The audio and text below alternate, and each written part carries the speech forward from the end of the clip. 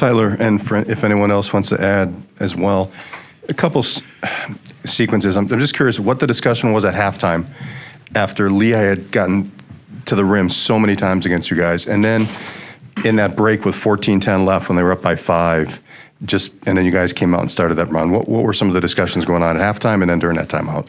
I mean, I feel like in that first half we were really just beating ourselves. We were getting easy looks, missing those, and then just mental lapses on the defensive end. So halftime speech was just we got to be ourselves. We got to go out there, move the ball, play how we know how to play, and trust each other. So that was good. We came out, we showed spurts of it, but it wasn't until that next time out where we really figured it out and it got it clicking and everyone was all in. Right here in the middle, please. You guys have mentioned that you guys have a tendency to make it harder than it needs to be. How do you guys kind of become more consistent and get away from that first half stretch where you guys maybe didn't play as well as you would have liked? Any player? Yeah, we just got to take it day by day. We got to approach practice like it is a game. We just can't start out slow. I feel like that's what gets going. Other team gets confidence, they start hitting shots, and then that forces us to make mistakes on top of it. So we just got to be ready to play when the ball tips. Right here. Connor, you hit those back-to-back threes there to kind of start that run. Is that something that, just kind of you felt gave you guys so much more, momentum going into that and just kind of uplifted the team to give you guys the lead there? At that time, we were really just trying to find a way to bring our own energy. And so we were just out there, just trying to give each other, something to, be able to be that energy spark. And it just kind of fell into that place that, those shots were kind of that energy booster. But, the guys were getting me open too. So, it's really a couple guy team thing, that really gave us that spark. Chris up front here. Tyler and Steven, we're about a third of the way into the season now. Can you kind of compare where this team is at compared to last season, kind of where you guys have progressed and where you have left to go yet? I'm not sure what the records were, but I think they're pretty similar to what they were at last year. But it's pretty much, I would say it's kind of the same where we just got to show up every day, get better, 1 through 16, and that's what we got to do. That's something we did last year, and that showed when it came down to the end of the season with our record and how we were playing. So we just got to keep taking it day by day and continue to get better. Yeah, like Tyler said, just keep stacking those days on top of each other and coming in early, staying after practice, getting shots up, doing whatever it takes to get through this part of the season, because we all know it's a struggle. It's kind of like Coach said, running through mud. So just trying to get through this part of the season is going to be big for us. In the back right here, fellas. I wonder if for anyone who wants it, if you guys could detail what some of the changes were to keep them from getting to the rim in the second half, because they had a lot less success than they did in the first half. I feel like we were just giving up easy buckets. We were letting them do whatever they wanted. And then in one of those timeouts, the switch finally flipped where we said there was no more of that. And all 5 of us were playing really good team defense.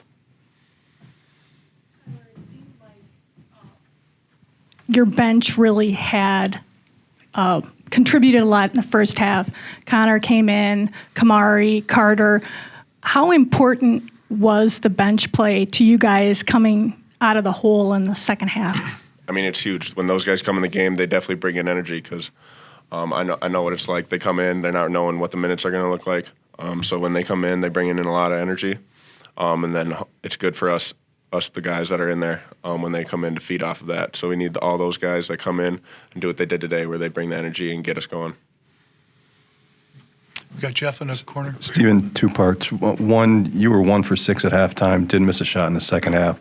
What was the difference for you in the second half? And also, regarding Asijian, obviously he came in with a reputation of being a scorer, but he's consistently given you guys a lift offensively. Are you guys at all surprised by the way he's been able to do it consistently, not just here and there, but pretty much every game? For the first part of your question, just the coaches and my teammates, these 2 right here, and everyone else, they were just on me. They know what I can do down low, and they kept telling me to go. And obviously that worked out in the second half. And then for Connor, we all know he can shoot, we all know he can score, and he's came along defensively great for us, and he's improving every day. And I think just the way he moves off the ball makes our lives a lot easier, and he's a great cutter, and obviously we know he can do from beyond the arc. Chris, go ahead right up front. Connor, obviously you weren't here last season, so you can't compare to last season, but compared to your expectations for this season, where do you feel you're at personally, and what do you think you need to work on most as the season progresses? I mean, for me, I didn't really have any, expectations, just to come in, perfectly right away. Obviously, this game coming to the next level, it's a big difference. So really, I was just working at, trying to do whatever I can. I didn't really know what my role was going to be, coming into season early. So really, it was just, kind of just doing what I can, the little things, and if it starts to progress, then it does. But I mean, really, it's just like that, yeah. We got a question in. Stephen, was this a tough game to play, given the schedule, calendar, exam week coming up, everything that's going on? I wonder if you can kind of offer some thoughts on what the mood is like in the room, given everything that's going on right there. I think obviously at this level, everyone's going to be good, no matter low major, mid major. But like I said earlier, like Coach said, it's kind of like running through mud this time of the year. You got finals going on, people, not as many fans as the game and stuff. So I would say it's a little harder, but at the same time, it's on us to come out every night and perform and be consistent. So I think there's a little of both. Let's go one more question go ahead, please. This is for anyone, but I'm just wondering if anytime there's an offensive drought, does it help that you guys are shooting the ball well from three to kind of you guys didn't really struggle at all at any point tonight offensively, but does it help when you can shoot it as well as you do to kind of even that out? I mean, shooting the ball well obviously helps. It's a big energy booster for anyone, really, the bench. I mean, even the guys on the court. But I mean, really, we don't, pride ourselves on living or dying by the three. We're just going out there and just, playing as hard as we can, and we pride ourselves on the defensive end. So we think that's really what gets us going, mostly. Yeah, obviously a little bit of a tale of two halves. I thought the second half we were much more physical, aggressive, et cetera, defensively, and that got us going. Conversely, in the first half, I felt we were not, and that led them to get comfortable and too many drives to the rim, too many of everything in the first half. Second half, I thought we finally got things figured out, got going defensively. That helped us offensively, got in a rhythm, and we're able to play, much better than that last 12, 14 minutes of the second half. Questions? Go ahead. Right up. Hey, Coach. Yeah, when you're looking to get into that offensive rhythm, how big of an impact can a guy like Connor make, just to give you guys that spark? Yeah, I mean, that was huge. I mean, I thought, the first half, he hit the one, but defensively, I thought he really he looked like a freshman getting ready to take his first week of finals. That's what he looked. He was maybe not quite all his preoccupied, which he should be, but I think just him getting going, making some shots, gave us some energy. It works both ways. Offense helps your defense. Defense helps your offense. We were able to run some things for him, too, out of timeouts. And, he moves well without the ball. He's, when he gets in a rhythm, he's a good player. And just continue to help him with the other end of the floor as well. Jeff. Greg, I know you don't want to make excuses, but you've been around long enough to know you're coming off a league game, finals week. It's a team that's 4-4, and I'm sure you told these guys, hey, they're better than their record. But do you think that contributed to the sluggish start? No, I think they know. I mean, we played Colgate last year. We've talked about Bucknell. We've talked about teams we played from that league, and they are good. I mean, you watch them on film, and you see what we saw in the first half. I mean, they're an experienced team. I thought they played much better tonight than I've seen them play really all year. I thought they were much more patient. I thought they were much more deliberate. They obviously didn't turn the ball over like they had, which had been at a high rate. So I think they obviously took their 12 days between their last game and figured some stuff out and got back to things that will make them competitive in that league. Chris up front. Coach, you're just over a third of the way into the season. How is this year's squad measuring up to your expectations? Well, there's always things we have to, can and have to get better at, and I gave him a quiz in the pregame speech. I asked him if they knew who Ray Kroc was, and they didn't know. Nobody knew. Not even my assistant coaches knew who Ray Kroc was. You guys know who Ray Kroc was? Yeah, even at McDonald's. Yeah. So my part with, I didn't talk about cheeseburgers and that. I talked about his little saying, you're either green and growing or ripe and rotting. So I said, we can't be ripe. We can't be, you're either inclining or you're declining. You're not status quo. So it took a while, but they got it.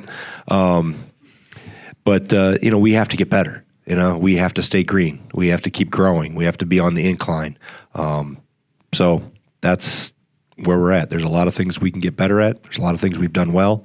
But they know me well enough that I'm not going to be ever satisfied. It's kind of a trait that I think coaches have to have, that you keep pushing. Question in the corner. Greg, can you share what you thought some of the breakdowns were in letting them get to the rim in the first half, and then what happened to change that for the second half? Yeah, I think just what I've said at the beginning, that we weren't physical enough. We weren't aggressive enough. And we went through the first half with only 3 fouls. That tells me that we're not, my eyes are telling me, but the numbers are telling me too, that we're not physical enough. So that was the biggest thing. We were able to, shut some of that dribble penetration off. I thought Steve did a better job in some of those dribble handoffs and ball screens. We were able to shock it or hedge it a little bit. That got them flattened out. And we just, we're more physical at the point of contact when guys were putting the ball on the floor. And we didn't mess up quite as many what we call bangos, switches, in terms of we gave up one right at the end of the first half. That was very noticeable, and we had less of that in the second half. And you're always better in those situations when you got more pressure on the ball, and our pressure on the ball got better in the second half. Right in the middle here, Coach. Greg, you mentioned, or you guys have said that you tend to make things harder than they need to be. Do you feel like today was another instance of that? No. I mean, you look at how we played the latter part of the second half. We have 3 turnovers there in the first 6 minutes, 7 minutes. We don't have any for the rest of the game. I thought we got in a rhythm. We were doing some good things offensively. No, I thought we responded. I mean, I think if you look at it any other way, you're a little disrespectful to Lehigh in terms of how they played, for the first. And part of that was our doing, but they took advantage of what we weren't doing well. So, no, I thought there were some guys responded. Kamari McGee gave us a little juice off the bench. Obviously, Connor got going. I thought Marcus Ilver, even for 2 minutes and 45 seconds, I watched guys. It's not just mop-up time, just attentive in the right spot, switching when we need to switch, all the things. He's making progress, and whether they get 20 seconds or 20 minutes, I'm always watching to see how you handle that and how you approach your time. So there was a lot of good signs specifically from those 2 guys. Jeff in the Greg, back. this might be a minor point, but you've talked about Jordan Davis getting more comfortable with who he is as a player. There have been a couple games now where he has hit the side of the board on his first shot, but it doesn't seem to affect him. Yeah. I'm just curious what that says. Well, I mean, if you're a shooter, you have to have a shortman mentality or a short memory, specifically if you hit the side of the backboard. So, hey, keep shooting. As long as he's taking good ones, that's the thing. That's probably everybody has that, with the exception of maybe Chucky and maybe Connor, that I give a little brighter green light to. But, he took good ones. And you have to be able to respond because you're not going to make them all. Anybody that's been a shooter has shot an air ball in their life. They've hit the backboard first. That's, you just can't let that mentally be bigger than it needs to be. And back in the corner, Coach. Greg, did you feel like the confidence in shooting threes got to be a little contagious, where some guys started hitting it and then the shot selection started getting a little bit better, and No doubt. we flowed from there? Yeah, I mean, shooting is contagious in some regards. We've seen that with threes. We've seen that with free throw shooting. So yeah, I mean, we had the right guys taking them too. That's important as well. I thought Max, the ones he got, feet were set. Ball came from the inside out. Connor's, for the most part, came inside out. Steve's at the end of the shot clock. That was a good sign because, it's been a while since Steve's hit a 3 at the end of a shot clock. So that's a good sign that we're going to need going forward too. Any more Anything else? questions for Coach? Anything Okay. else? Raul? I got time. I'm not going anywhere. It's an early game. Yeah. Yeah. We got time. Greg, Not even my bedtime yet. kind Go of ahead. going off that. You guys didn't necessarily go through an offensive drought tonight, but curious if the 3-point shooting this year is helps even out any offensive droughts at times, just because you. Well, yeah, I mean, 3 points on a possession is good. I mean, I'm not a math major, but that's good. We were right at 1 in the first half, 31 on 31. Obviously, most of my conversation at halftime was not about offense; it was about defense and that physicality I talked about. And obviously, second half we go 47 on 31, and you go 6 for 11 from 3, so that's 18 points on 11 possessions. That'll put you in good position most of the time.